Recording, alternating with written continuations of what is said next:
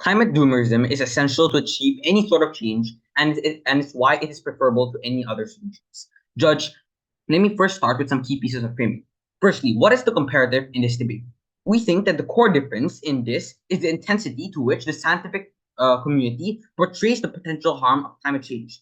In the government, we prefer a portrayal that invokes a greater sense of dangers, which looks like if we don't stop climate change, sea levels will increase by 1 meter in the next 5 years. In opposition, the harms of climate change are going to be mitigated and portrayed as a minor issue that will probably be solved in the foreseeable future. Secondly, why is it important that that this messaging has to come from the scientific community? Scientists are usually the most credible and trusted people when it comes to this topic. Thus, their opinion is going to be listened by and valued by the most by both social movements and the general public. Thirdly, what does climate doomerism look like? We think that the scientific community largely has good incentives. They are scientists who care about the public good and who want to see the Earth be inevitably safe. They have an incentive to mold this narrative of climate doomerism to be palatable to the moderates. They aren't going to take it to the extreme and make climate change out to be an unsolvable issue because they themselves still want people to take action. That's why this narrative is going to be done in a good way on our side of the house. So even if it's scary, it's not going to be so scary to the point where people believe that taking any action for the climate is hopeless. Now moving on to my L1. Climate doomerism spurs buy-in. Joining a social movement or contributing to any sort of organization like that's pursuing to stop climate change is a net negative for most people. That is to say that they're actively using utilities such as time and money by supporting these social movements or donating. For example, people lose time that they could be spent working and making money, or time that they could spend talking with their family in exchange of advocating for this climate cause. This is why it is essential for the general public. That's why unless the general public feels that what they're advocating for is worth the loss of these utilities, they're going to be unwilling to do something about it. This is why it is necessary to have climate doomerism in order to make the problem more intense and immediate to the public, so they are more incentivized to take action immediately. This is because they will feel that if I don't do it now, then like the world's going to be doomed, the climate's going to be doomed. Moving on, what's the comparative? Climate optimism makes the problem seem less proximate and shift the responsibility away from the people. The problem is not that bad. So even if I don't do something, the actions of other people or other scientists will probably stop it. So I don't really need to do anything. That's their mentality. What is the impact? With the use of climate doomerism, we will be able to have a large amount of people that support us and will join our cause. Furthermore, the intensity that they are going to support us on is likely going to be much, much more, such as them being more willing to donate more money to our cause, or them being willing to protest for a longer amount of time compared to climate optimism, who is likely going to be able to garner less people. And at that, the intensity in which they support this movement is probably also going to be less. Moving on to L2. Climate doomerism is necessary to convince people to prioritize climate change over anything else that they're currently facing. Notice that the problem of climate change does not exist in a vacuum. For the majority of people, climate change is not really a proximate problem. That is to say, most people have to take care of their family or deal with economical issues.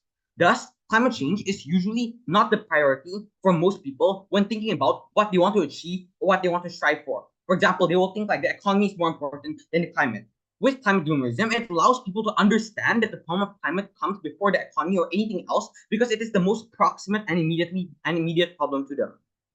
Now, what are the impacts of this? The impacts are that people are going to be more willing to take climate change over like problems like the economy or any other like problems that they face in the status quo. For example, when choosing what social movement to donate for, or choosing who to vote for when there are polls, they're more likely going to prioritize the climate and what this person can do to help it over anything else. This ensures more immediate action and also incentivizes the governing body to take more immediate and direct steps toward preventing climate change as a result of the shifting public opinion. Yes, what's that point? How will people be incentivized to support something that they perceive cannot bring change? We have already stated before in our framing, if you listen to us, that the scientific community also has good incentives. Of course, they're going to make like the extent in which they're going to like market this climate doomerism. They're not going to make it so people think it's hopeless. They're just going to make it so it scares people, but people will think it's not hopeless and people will still want to strive to take action. Now, moving on to alchemy. This helps people for the future. The premise is that in reality, the Earth is likely to become headed towards a climate catastrophe.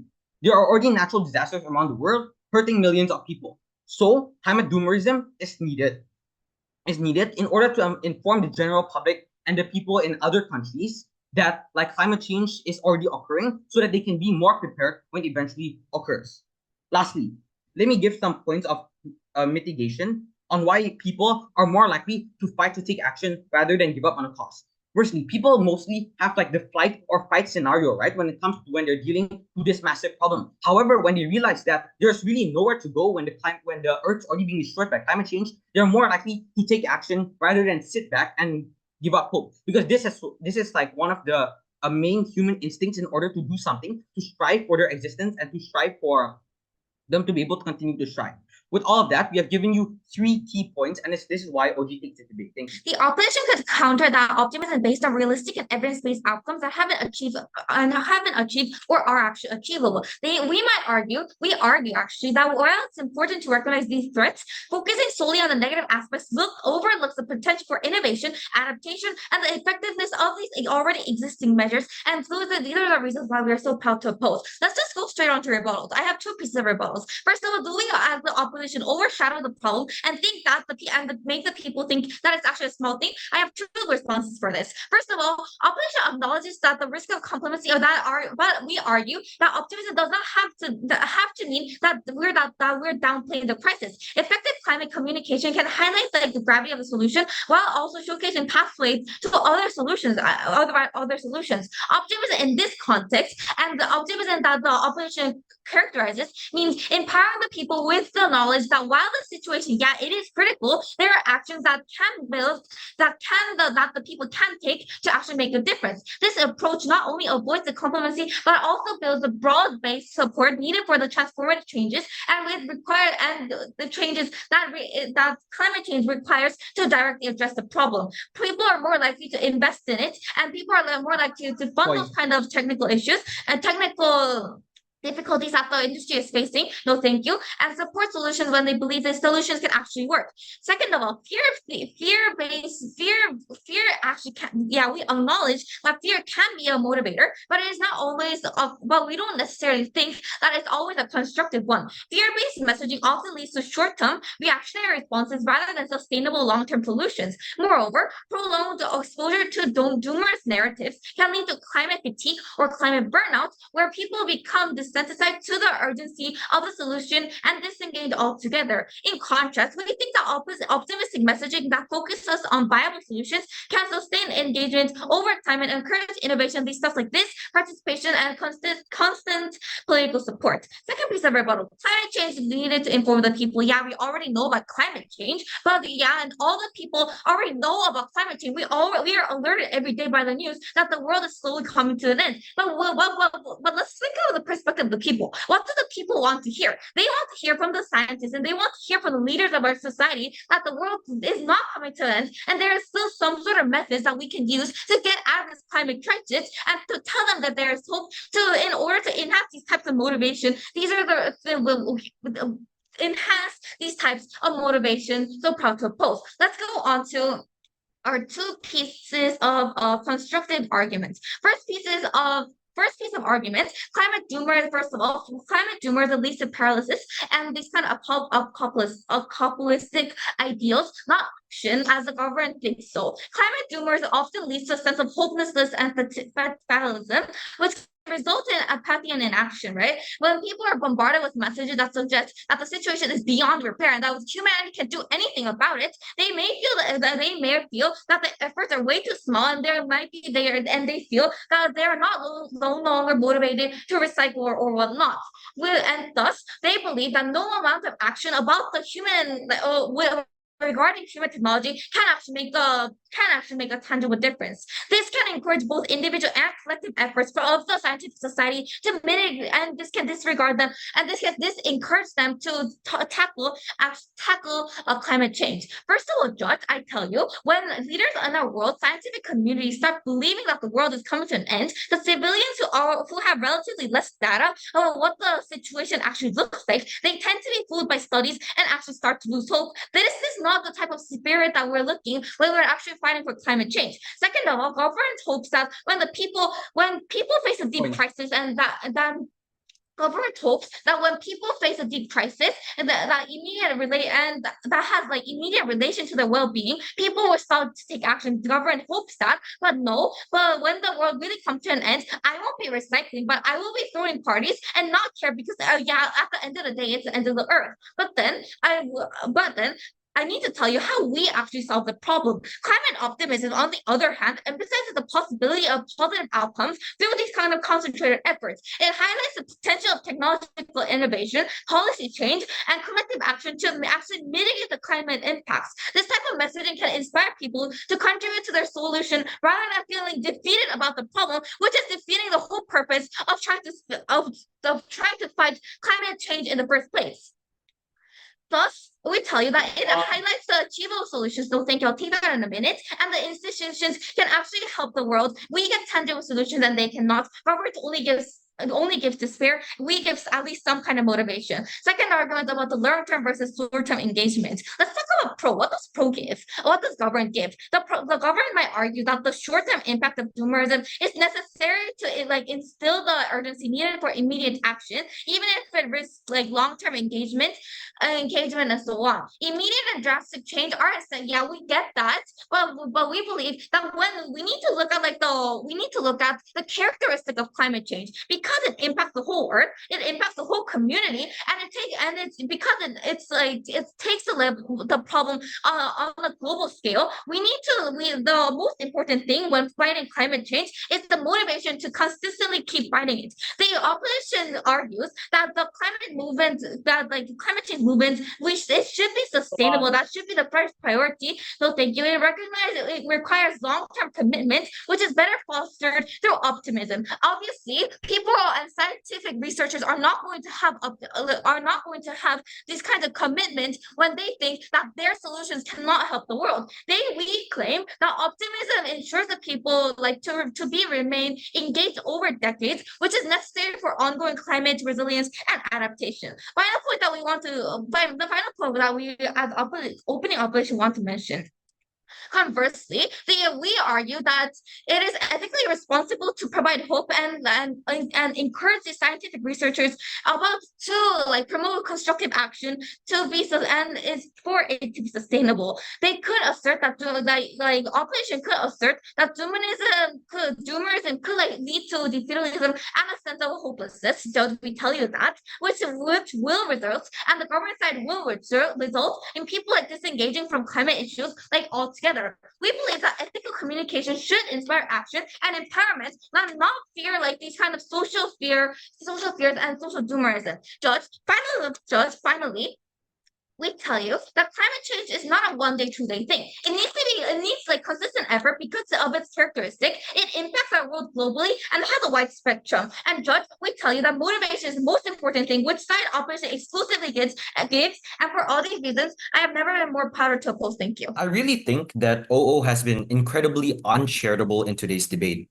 Firstly, I'd like to call you back to Jacob's framing. It's very unlikely that the scientific community is going to promote a version of climate doomerism that makes people not want to engage in it at all. We think that scientists are good people. They want the climate change problem to be solved, and they're going to make the narrative, which is going to be scary, but at the same time still going to be portrayed as still solvable. We get two major pushes from OO. Firstly, that doomerism oversaturates the media. Under this, I'd like to note that this is obviously not the case because scientists don't just constantly tell people the same thing, that the world is ending. They still have to use hard data and statistics to back this up and make themselves look credible. So the problem is always going to feel very proximate and real because you literally have this data in front of you. This is hard facts that is happening in the world right now. The second thing that we get is this weird substantive on long-term engagement. And I'd like to note that scarier news literally means that people are more willing to engage in it in the long term because they always want to know what are the recent developments, or if we're getting any solution, or if we're getting any closer to like the world ending. And this is because of the sheer galvanizing effect of the narrative that this is a very big problem and you should stay engaged in it. I think there's one major clash in this debate on whether or not the public will react in a good way or in a bad way. I'd like to note that in status quo, the problem is not that people think climate change is unsolvable. There are two reasons why climate change will always be perceived as relatively solvable. First, the public perception of climate change trends is extremely optimistic already. First, there exists a lot of recently developed new technologies that people know and are like promoted around the media, and people think that this will be the world's like savior from climate change. Secondly, governments themselves are telling people that climate change is being solved, and they do this by pointing out to a lot of their recent achievements, like patching up the ozone layer or whatever. And governments do this because they're incentivized to make themselves look better to obtain more votes so that people continue voting for them. And this is why they promote the good side of the climate change problem. That's why we already tell you that there's an external actor, that is the government, already giving you climate optimism. We're using the scientific community as a counterbalancing narrative that gives you climate doomerism. Second structural reason,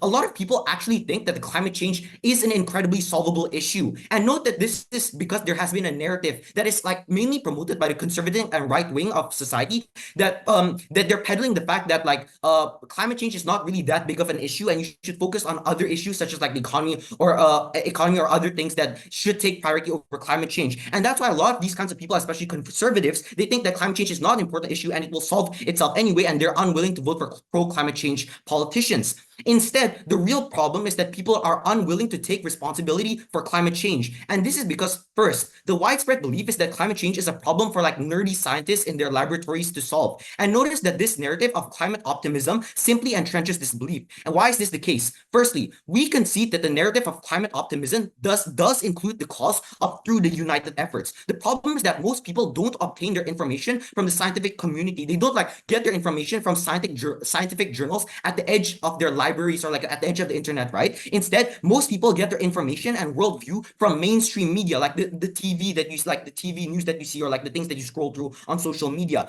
We think that the incentives of mainstream media in promoting this is very bad. Firstly, they create sensationalized news. That means they're going to exaggerate the progress that scientists are making, because this is like a bigger news that people are willing to read for longer periods of time, and it gets more clicks. Secondly, it keeps people's attention. They want to keep people's attention span, which by the way is shortening every year. So the news is going to be heavily simplified. It's going to be like heavily like dumbed down, so people will like be able to like immediately click on it and like be able to like understand the info, like know what is going on right away, and they're not going to click off. That means the news is going to be overly optimistic and it's not going to be nuanced at all. And that's why people are going to believe climate change is a solved issue that does not require personal action. But before I get into my next layer of analysis on why this creates like more conflict within the scientific community itself, is there any POIs, especially from closing?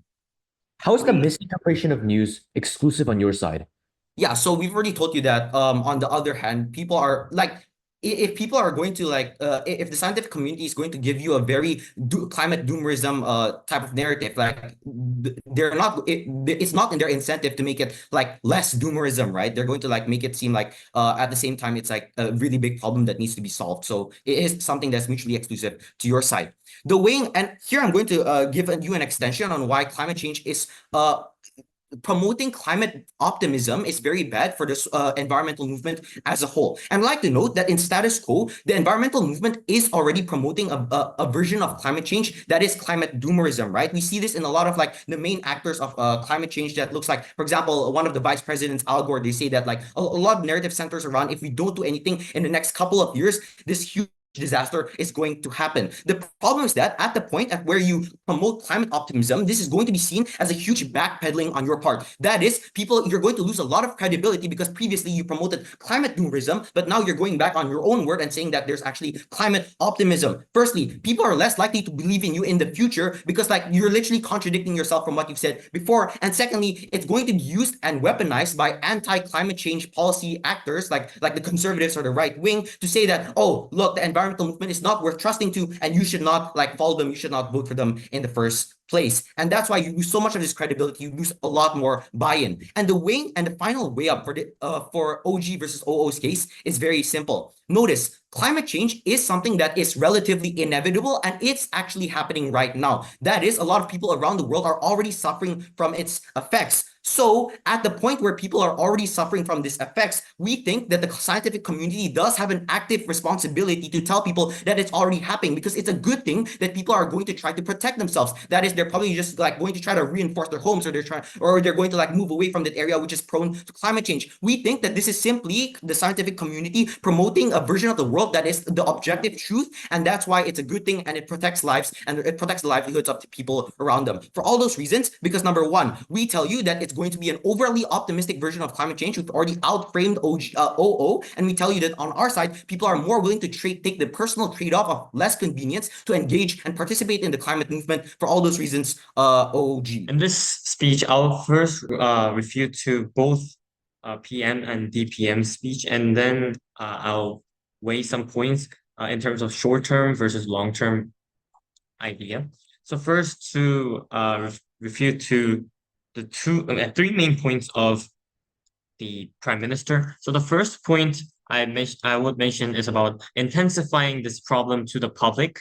However, I don't get why intensifying something is more important than practically approach the problem. You need mechanism between intensifying some problems and actually getting big flow of people actually working for problems and practically getting closer to the solution of the problem. They didn't give any evidence or example about it. However, we have some counter examples like COVID-19 situation. In some countries, even though the problem of COVID-19 and the infectious traits of COVID-19 is really famous and also alerted to many people, but even in that case, not much people are wearing masks in some countries and made a lot of problems. So I don't know why intensifying some problems directly connects and links to a big flow of people actually working and contributing to solve the problems.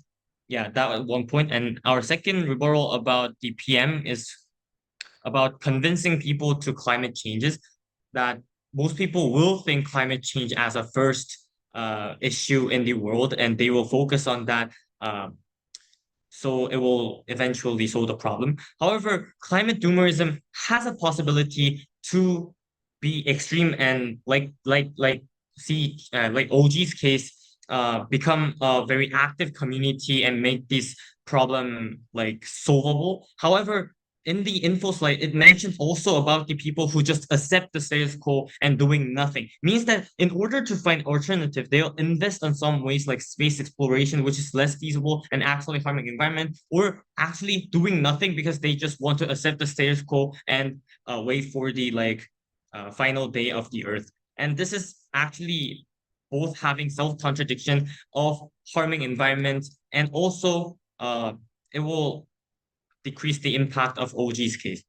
Third point is about mitigation. So they mentioned about humans' own instinct about because they have nowhere to go after Earth is done, they should take action. However, they're also, I mentioned before, accepting people and have no hope at all. I don't know why government is limiting those people, the climate doomerism, into extreme action, and also need more evidence than human instinct that is having no kind of actual reason. Moving on to DPM rebuttal about 3 points also.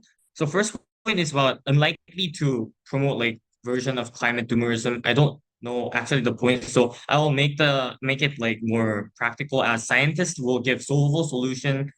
However, this is one decreasing impact of OG's case, because actually what OG, so the climate doomerism sides, have to do is that making the problem bigger, showing the problem as bigger and bigger to make people alerted and make people actually work and contribute to that kind of thing. However, if we give solvable solution that can be achievable, that means that is kind of weaker and smaller aspect of the climate changes. So it cannot be increased impact on OG size. Also, they said about scientists will give statistics and data to make it believable. However, actually people are not the normal people in the society who is not deeply interested in those kind of issues are not actually interested in those statistics or data. So I think that is not a valid point.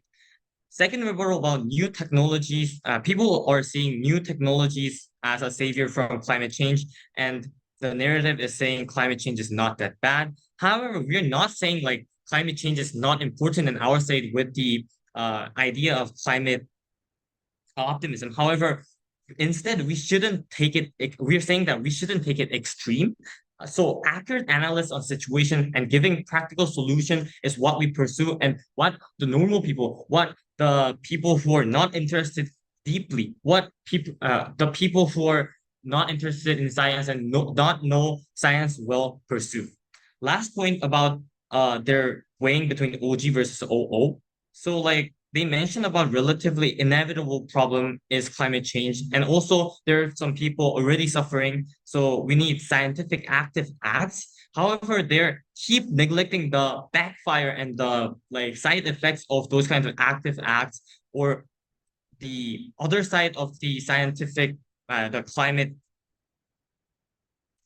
doomerism as a point of nihilism, just accelerating problems, and the points that people are just like giving up the earth and doing nothing for the actual environment. Finally, I would address about the short-term versus long-term analysis. So in the short term, I agree that definitely fear and convincing message from climate doomerism and those scientists giving some kind of ideas and strong messages to the people will work and make people think, oh, Point. it is a real problem. No, however, final conclusion of climate doomerism is that we can't do anything. That means people will, in the end of the day, people's perspective will not going to, oh, because we're in a serious situation, we have to do at least something and we have to work at right away today. But the people's perspective will be more, oh, it's already done. I want to do what I want. So they will not care about environment at all. However, in the uh, climate optimism side, so OO's case, it will more sustainable, and in the long term, it will be successful way to actually contribute to the climate change issue.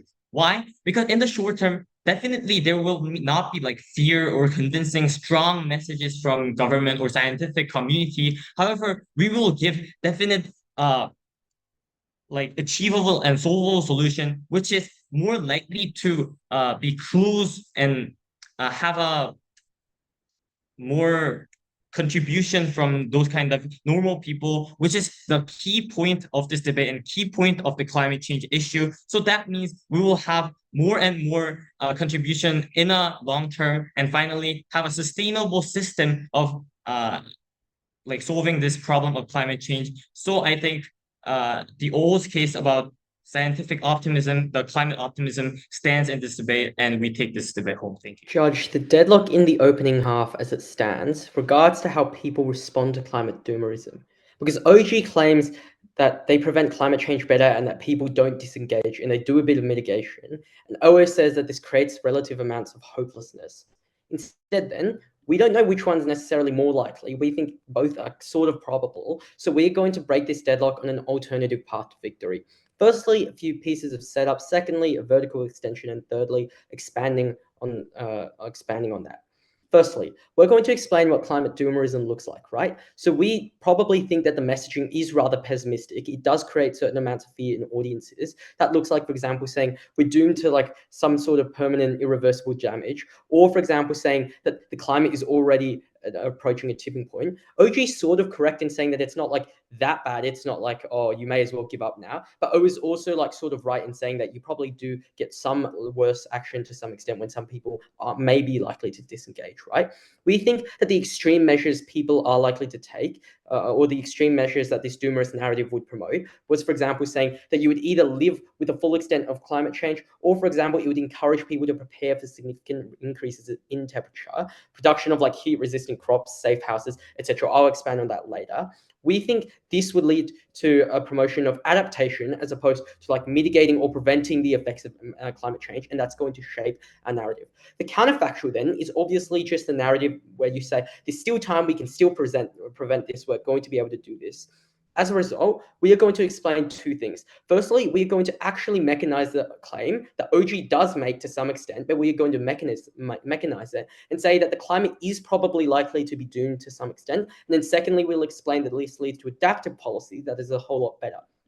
Firstly, why is the climate doomed? OG, again, as I said, they do flag this several times, but they give a few examples. We're going to mechanize this claim. The first reason why the climate's doomed is often because the united efforts of humanity are sort of unachievable, because corporate capture within governments is extremely large, and changing the behaviors of these MNCs is nearly impossible when there are such strong regulations, right? And so as a result, we think that it's hard to change the behavior of these corporations. But secondly, we think that many countries fear that they're going to be left behind if they do not industrialize. These countries are often the biggest polluters, and clean energy is rather expensive.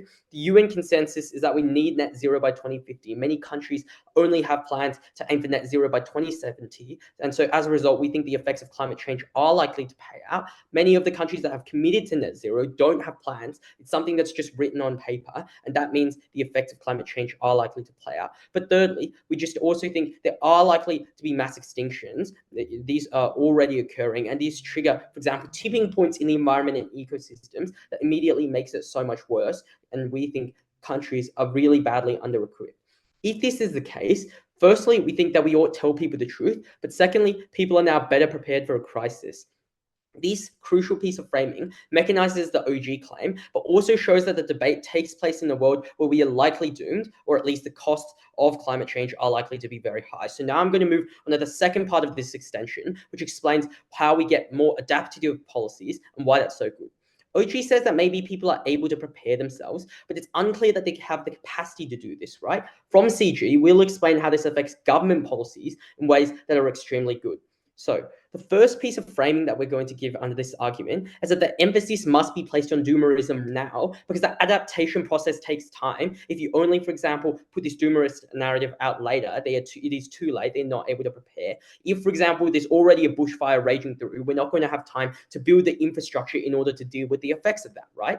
We would say then, in terms of characterization, that currently the focus of many government policies that are being advocated for are many preventative policies, right? That looks like promoting a carbon tax to reduce emissions. I'll take that in a sec.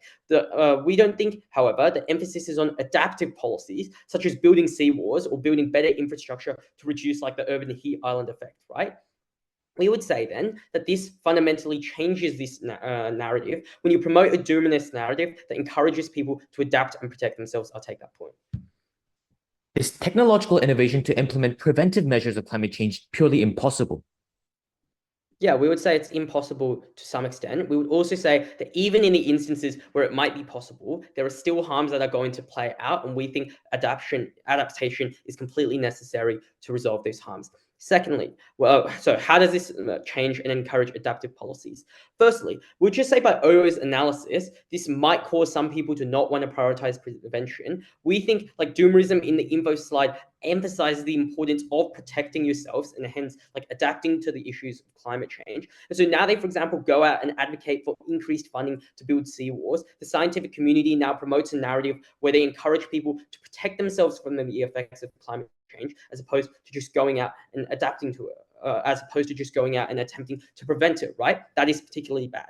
But we are going to explain then why this adaptation was so much better and how this is so much, likely to be better. Firstly, we would say that adaptation is more palatable to a diverse range of people because it's easier to justify building seawalls than because it benefits like everyone, right? Like even the conservatives who really own like rich corporations probably want to like reinforce their building structures. We think that like adaptation does not directly trade off with economic well-being like taxes do, for example, and so it's more palatable. Everyone benefits from like cleaner, like better air conditioning in cooler cities. It's super simple and it's a relatively certain benefit because people are likely to agree to this and the government is likely to appeal to the voter base by implementing these policies. But secondly, we think because the focus shifts from preventing to adapting to climate change, we say that preventing climate change is going to be nearly impossible. If, for example, prevention fails, that is a strategy in the status quo, there literally is no backup plan in the status quo because there is inadequate adaptation, right?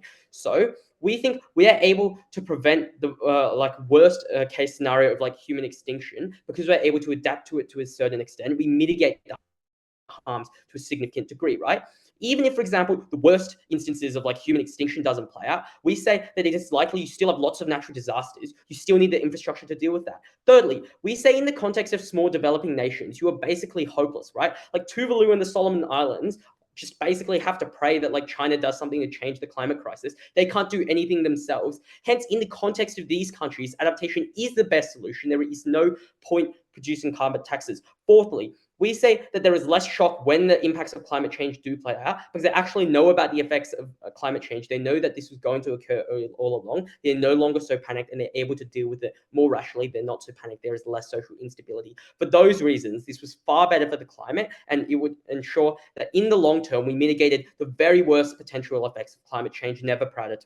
The world is burning, countries are sinking, buildings are destroyed, people are dying, and I'm not doing anything. Most people know that. It comes on the news every day, but no ordinary stakeholder is doing anything. Why is that? The reason why no one is doing anything comes in two words: motivation, desensitization. These are the two ways we're going to be winning this debate today. I'm just going to be doing three more things into this debate. Number one, I'm going to recharacterize for you what this debate is actually looking like. Second of all, just a few direct responses and one direct extension to our opening half. And third, our extensions on first motivation and second on desensitization. First then, what does doomerism actually look like? Because OG makes a criminally unstrategic mistake of saying it's not going to be extreme to the extent where people believe they cannot stop it. And then CG says there's a certain amount of fear, the just right amount of fear. The mistake here is that we do not decide how people perceive and see information. If they want to claim that they need to provide analysis on why the common citizen will perceive information that way. They talk about scientists. That's true. That we get that might be their intention, but scientists are not marketers. They're not journalists. They're not authors. They put out the information. It is what it is. Then who are the people that relay that information to citizens? Media, journalists, and these are people who are paid by click, paid by the amount of attention they get. Sure, these are good people, but before saving the planet, they need to put food on the table. They need provocative material. That's a nuance of why people are likely to feel hopeless that both opening sides miss. Our opening side hinges their case upon this premise without proving why that's true. Then what does optimism truly look like? Exactly what it sounds like. We focus on the positive. If we had this amount of progress this year, and that's not nearly enough to reduce the temperature by half next year, we'd say we're 80% there rather than there's a 20% left and we're never gonna get there. It does not mean we blatantly lie to our people. Our stance then is simple. In the messaging of the scientific community, emphasis should be on solution and what can be done, not how doomed we already are. If there's a certain area that literally cannot be saved no matter what we do, then we're not going to lie and make people waste their money and time trying to fix that. The impacts and consequences of our actions should be an apparent fact to people rather than this whole emphasis and method of convincing people to act by the scientific community. It looks like, for example, if there's a certain area that can be prevented, that can be mitigated, it can be mitigated by X amount of years, then we're going to try our best to work towards that. And that's what we're going to be messaging to the citizens. Few direct responses then. First, on our opening half, they claim innovation, but there's no mechanization. They just tell her this inspires innovation, which is true but lacks mech. So here's how it actually happened. It's that people get interested in the field, people go into environmental science and study it, research it, etc. That's how innovation normally happens. But here's the problem: the industries and sectors are fed from the bottom, meaning younger generations. But younger generations now believe that later on in their lives, the world is going to end. And for these people, this doom of the consequence is near as ever, which means then we have more people inherently going into these fields, more people studying this, more people innovating in our world from the simple fact that they believe that this, their efforts, they believe that their innovation has some sort of value in this world because they believe that they're working towards a common goal rather than thinking, oh, life is dead, we're gonna die, and we're so doomed, and this area is going to fall. Do you see? But then let's engage with CG for a second. If the world truly is doomed, in this case, we think it's better to at least allow people to live a better life and not live in fear and depression. What this means then, it's that by the time we're abnormally close to the world being doomed, at that point, people are likely to perceive that like it's ridiculously more hard each month, there's increased precipitation, and it's a gradual process. So obviously, adaptation is going to happen either way. But in our world, it's more so believe you can fix so that we can mitigate or hinder what can be hindered, but for the places we can't, we obviously adapt because we're not going to lie to people. This debate is about message. Message is perceived by individuals, and we say individuals should be looking at what we can do, not what we cannot, because what we cannot, everyone knows, and the scientists know. Extensions then. First of all, on motivation. The premise is simple. People are simply more motivated to act and make change when change seems feasible, achievable, meaningful. O tries to touch upon this when they say people feel helpless if they think we're too far, but they lack the nuance of why this is the case. Why does this necessarily counter the characterization that pop is given on urgency? Two characterizations on why this is true. Number one, urgency has been shown so much already and is going to be shown anyway. Anyone who has the capacity to care already knows. Most people who are educated can know, sure, It's a blatant fact. Punching it in 50 times every time you want the public to act does not do anything new, but make them go, oh yeah, that issue again. Second, people are inherently desensitized to dramatic situations. Does an article on some island being predicted to shoved underwater in 3 years, does that surprise you? Maybe. Does that make you want to take action? No. Because nowadays everyone's like, wow, yay, polar bears are dying. We're all gonna die. Yippee, we're on a burning earth. At this point, everyone's like, oh wow, it's going to sink, and no one's doing anything. But third, most of this doom is distant, and researchers, etc., show that people are avoidant if an issue seems so far away or unapproachable. Because this doom is such big of an issue, it seems unapproachable, and they feel that whatever they do is not going to have an impact on what's going to happen anyway. And then on our side, here's the mechanism. How do we motivate people? First, we change the way in which the common citizen approaches such information. For example, if you look at media who reports on what scientists offer, this looks like the media covering specific or holistic events that clearly moves the movement one step closer to alleviation, but also adding a call to change at the end, because optimism is not lying. Second, the kind of things that are required of individuals to become much more simplified and approachable. They say you need to cut your plastic use by 30% and use buses or bikes for short distances, rather than plastic is killing us and trashing our earth. Third, it gives them a sense of reward. People only donate, help, etc. if they feel it's for a plausible cause. Judge, taking action takes money, effort, time. If climate change looks like a black hole of money going in and no impacts or progress coming out, no one will actually try. Fourth of all, governments and companies, etc., are more likely to cooperate or want to work if media glorifies their efforts. The government relies heavily on popular public opinion, and people running elections, they aim for what people want. If people are changed, then the government is also likely to be changed in that way. Sure, I'll take your point before I move on to our second extension. If it is true that the island is going to sink in 3 years, isn't it better if we tell people that so that they can relocate, or, for example, they prevent the island from sinking or relocate or adapt to it? Yeah, I got it. First of all, it is untrue that the entire world is going to sink in like 50 years. That's just blatantly not true. Sure, some pairings with science, if they estimate that it literally cannot be changed, then we're not going to be lying to those people so that they live here and they die, right? We're going to tell them what can be done, what we're actively doing, and what we're doing already in order to achieve goals and mitigate what can be mitigated. Obviously, we're not talking about mitigating what can't be mitigated. Optimism means we focus on the positive. It doesn't mean we lie. Second, desensitization. This desensitizes people to real solvable issues and instead puts a blanket over people's perception. This is because the nature of doomerism is that it overloads people with fact on top of fact on top of fact, that 50% of the land is going to disappear in a century. People are so overwhelmed that smaller and solvable issues that they could easily solve with collective efforts no longer may seem appealing or viable. The mechanism is simple. On our side, because we know that there's things on Earth that are wrong, but we're working to fix it, and people are not constantly overwhelmed by such bad messages that it creates an overturned window so that more smaller achievable issues seem like they're nothing, we say that people's attitude towards climate change in and of itself change. The stakeholders who actually could move are the people who are interested in climate change but don't think their action can actually have an impact. These people are the people we change because we give them smaller achievable things that they can do and that we are doing that are working. We tell you that because the only type of change that we can ever achieve is feasible change, and we can only achieve feasible change if we tell people it's feasible. That's why we went under today. Very proud to oppose. Chair, it is a deadlock whether or not people are simply going to give up or be inspired to do more. Closing government does two things to win. First of all, we explained that more people are actually going to try and are actually going to do more to solve the climate crisis, which is unique to the explanation our opening government gives you, because we tell you that people have a natural tendency to survive, that even given a 5% chance in winning, that these people are still willing to do so. But second of all, we give you a unique extension that exists independence regarding the amount of support people are going to give by telling you that people are uniquely going to give you, that people are uniquely willing to give, are willing to engage in, for example, things such as adaptation as opposed to mitigation, which means that people are far more effective in resolving this climate issue. So what do we say with regards, what extensions do we give you on closing governments? We give you two. First of all, with regards to our most important argument, which opposition gives essentially virtually no response to you, in which we tell you that adaptation is far more important than mitigation, and climate doomerism facilitates this change in narrative because it allows individuals to realize that there's no real way to be able to resolve climate change at its roots, but rather we should adapt to it. That rather there should be like a solution for us to live with climate change. And this is important because of three reasons. First of all, this provides a unique way to win because it is unclear whether there is a delta with regards to whether or not people are going to change their perception on climate change significantly. Like people already know climate change is an issue, right? But second of all, we focus on the most vulnerable individuals within this group. For example, people who live in developing countries who typically have no access to like the importance of climate change, or people who are literally at risk of being drowning, etc. Who probably have no idea of the full extent of the issues. We give them such significant information regarding the full extent of the situation they are in. But third of all, our side just simply guarantees the greatest likelihood of success. We tell you that for example, government and corporations are far more likely to turn to adaptation and climate doomerism because that is far less cost effective, because that intrudes less on the business and profit margins and things like that, which means that we're going to espouse far more effective climate policies. Closing opposition's their response to this is simply deadly to their entire case. What we also tell you is that climate change is something that we're empirically doomed to, or at least something that we cannot fully resolve, as opposed to what climate optimism tells you.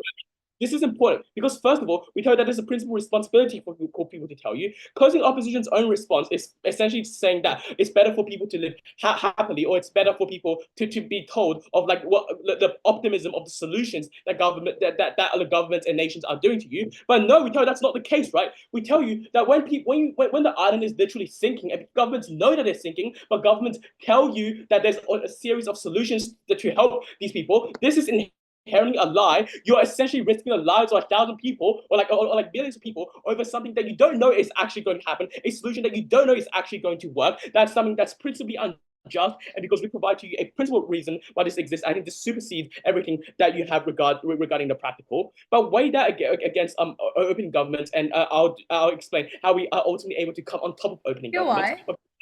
Why? Preferably from opening. If not, then closing. Telling you there's a 70% chance you'll drown, but here's what we'll do to try and stop that. Does not stop you from preparing to adapt to that. We tell you quite simply that there is that climate doomerism does not tell you that, oh yes, you're absolutely going to die. Climate doomerism tells you, yes, there's climate change, and we can't do anything to stop the full extent of climate change, but there's ways we're able to adapt to this. There's ways that we're able to resolve this solution. It's not telling people that they're absolutely going to die. Compare our case to OG. What do you hear from OG? OG tells you that intuitively that this is going to cause way more climate action. Opening opposition gives you an intuitive response regarding questioning whether or not there's really a change within the amount of people that's going to buy into climate action, because quite intuitively, people probably already care about climate change, but already probably think that climate change is an important issue in their life. Closing opposition, we actually gives you reason why to suggest why there's actually going to be a significant change. First of all, within developing countries, where people are far less likely to know the full extent of climate change, or because they're less informed, we tell you that's going to cause a significant change in them. But second of all, this causes a structural change in government, because it's probably not true that like the average individual has a huge say over how climate change plays out. It's huge corporations, it's governments, it's the policies of the Chinese and the governments like that, which result in significant action. We tell you that when there's climate doomerism, that actually enforces these countries to change, because there's a real voter incentive, because countries actually are told from like scientists, and they're informed and they trust these scientists about whether or not they're going to suffer.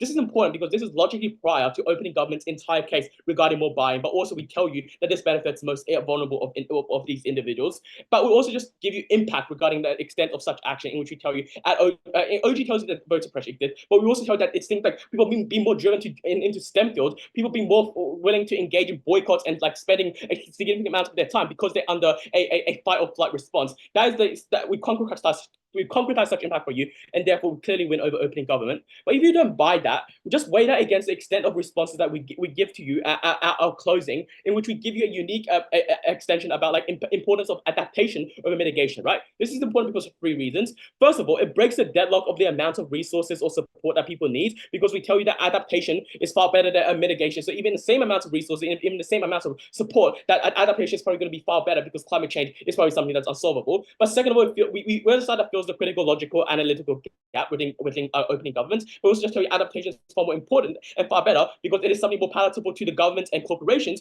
because it's probably plausible for something to adapt.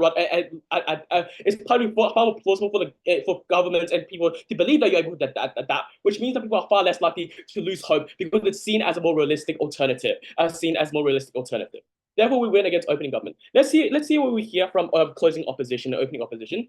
closing and opening probably gives you like essentially one argument about how like this leads to climate burnout and people start to give up, and that's like something that's really bad. We tell you 3 responses. First of all, the likely narrative is probably from climate doomerism that the world is not completely screwed, but climate change is something that's inevitable. And here are some ways that we're able to adapt to climate change, which we uniquely tell you at closing opposition. And this is something that people are able to find plausible to adapt, which means that people are far less likely to find the world doomed. But second of all, people have a natural instinct to survive, and that's important. And that's significant because we tell you that even when people are told they're going to screw up, because even if somebody gets like 5% chance of cancer, they still have a natural instinct to want to survive. They're far more likely to take more action, to take far more jobs in innovation. We flip opposition's argument in that regard, and therefore people are far more likely to, and therefore people are far more willing to. And people are far more willing to like engage in, for example, more action and things like that. And we also just tell you in terms of complacency, people are just far more complacent if there's climate optimism, because people think that there's still a lot of time to change the issue, which tell you is not the case. Therefore, therefore we ultimately win on all issues. Therefore, so proud to negate. Nihilism and complacency is created when the valuable notions of change is killed. People who constantly hear the end of the world messages, companies and global leaders who are tired of charade by cries of tears of there's nothing we can do. The definition of climate doomerism is pretty clear from the info side of the motion, but government side constantly tries to sugarcoat it.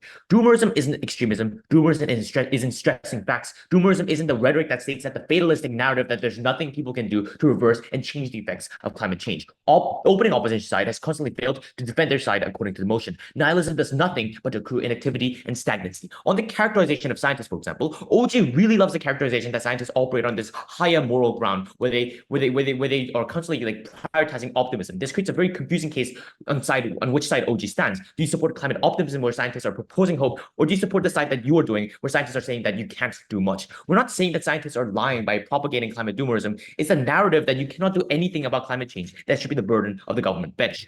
This misinterpretation of news, also exclusively talked by DPM, is utterly false. They say that journalists and media sensationalize this news, that small progress are looked as climate change solved. But how is that exclusive on your side? When I ask this POI, the answer is that scientists will not publish research that is doomerist. Two layers on this. Number one, you knife the case. You said that it's the media that sensationalizes news, not scientists. And regardless, if scientists say in a more optimistic tone, sensationalization is going to happen anyways, and the world is ending seems like a pretty decent, solid headline to me. Secondly, this is, again, not the definition of climate doomerism. Climate doomerism is not about saying, oh, the world is ending, but it can be solved. It's about, oh, the world is ending and you can't do anything about it. In that, OG is completely debating the wrong debate. Opening opposition then fails to characterize the necessary stakeholders for change. They fail to characterize the nature of climate optimism articulator, in that they offer a bunch of negatives to doomerism. They lack nuanced analysis on who and why doomerism is bad and how optimism is a feasible solution. In CG, they make the criminally unstrategic mistake of reinforcing climate adaptation, which we see as essentially a zero-sum game.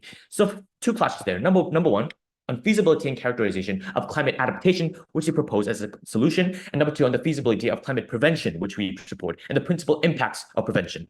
First class, on the feasibility of adaptation, CG paints a pretty bleak picture of climate change in that they characterize climate change as already doomed. Their solution then is adaptation, which you see as an ultimately futile method. It does seem apparent, though, and pretty true that there's a feasible merit to doomerism, and that climate change is very dire, and approaches to it come at a later time, I'll take you later, and that is pretty unrealistic to portray that huge megacorps and huge world governments would change 100% in the next 3 years, but rather we envision a slow process. Sure, the whole world won't come to a clear consensus of cutting back climate change in the next 10 years, but it is possible with the younger generation and more liberal stances to change in the next 50 years. Optimism allows for this unique change with the exclusive of innovation, of positive preventive innovation. The solution then is to innovation to prevent, not to adapt. In the current nature of climate change, innovation seems to be the only solution. Before I move on, I'll take that POI.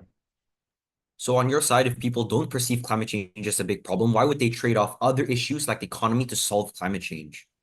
We're saying that on both sides, climate change is regarded as a problem, and in your side, climate change is looked at as something that is inherently unsolvable. Inherently, you can't do anything about it as an individual, as a collective group. While on our side, we do propose optimism that will lead to a form of innovative change. Now, what does adaptation do? Let's move on to CG and say what they talk about. Adaptation is the solution in the fact that it offers very temporary solutions and very fickle solutions, because it does nothing to actually mitigate and reverse the effects of climate change, like creating fireproof crops or gas masks will do only so much, right? Climate change is uniquely destructive in that it makes the entire Earth practically inhospitable to any forms of living life. It's practically impossible to adapt to this in the long term because it requires this drastic, large-scale change. And the very detriments of our side go with yours. No country will make these large-scale changes like building like a subterranean society, for example, or like an underwater society, because we still lack tech and the propensity of change. With all of this, the world will continue to produce CO2 on their side, rendering oxygen useless. The world of climate change will still grow exponentially worse on their side, rendering oxygen useless. The turning to ulterior methods will still eventually result in the death of the earth, in the complete inhospitality of the earth. Sorry.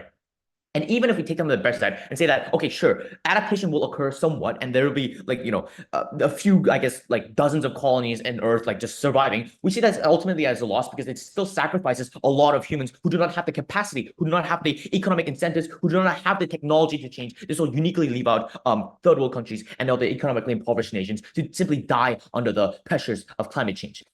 Why innovation and preventive measures more likely on our side? Because people are simply interested in the interests of the world, and that jobs of environmental scientists will be more accessible and valuable in our world. With doomerism, very, very few people will actually be going into the field of this research because they see it as useless. Why would people go into environmental science if we all believe that we are principally doomed? And our side, preventive innovation is earned because people have hope to innovate instead of buying out short periods of time to potentially create this slither hole of adaptation.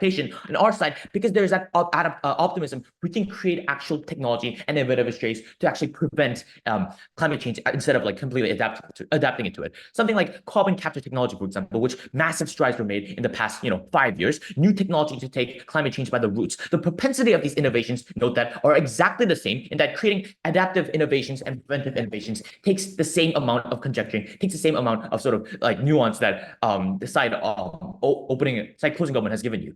People and governments are incentivized to help when they see these holistic effects. Believability is one of the biggest threats to climate change that people do not believe that it exists. That's one of the biggest threats that are stopping climate change progresses right now. The characterization of climate change is that it exists in very subtle changes, i.e. like if the doomer's notions do not seem believable and that there are a lot of irrational actors who don't believe in science, such as President of Argentina, Donald Trump, like people who have a lot of global power and a global influence, as long as they don't believe in climate change, optimism allows for a less extreme measure to gain the support in that you don't have to like say that the world is immediately ending in the next 5 years and they'll say, oh, but where's the change now? Because these people are like inherently irrational. Optimism allows for this sort of less of a strong stance in order to make these people more supportive, in order to garner more global support. But also on a principle level, we prioritize the good of the world that is unique on our side, and that we have a principal obligation, even at the course of like inevitable end, to not to abandon the world. And that principally, the world is bigger than us humans, and we have an obligation as inhabitants of the planet in order to preserve it somewhat. We have the obligation as people who have been burdened by the planet in order to preserve it, not to just give up and adapt to this dying planet that will only last like, I don't know, the next 20 years, the next like few decades, whereas only a few colonies on Earth can survive. We actually have holistic changes. We actually have optimism. We actually have this, we actually stick to the spirit of the motion and read the info side. We take the side of hope and feasible change for all the reasons above, ever so proud to oppose.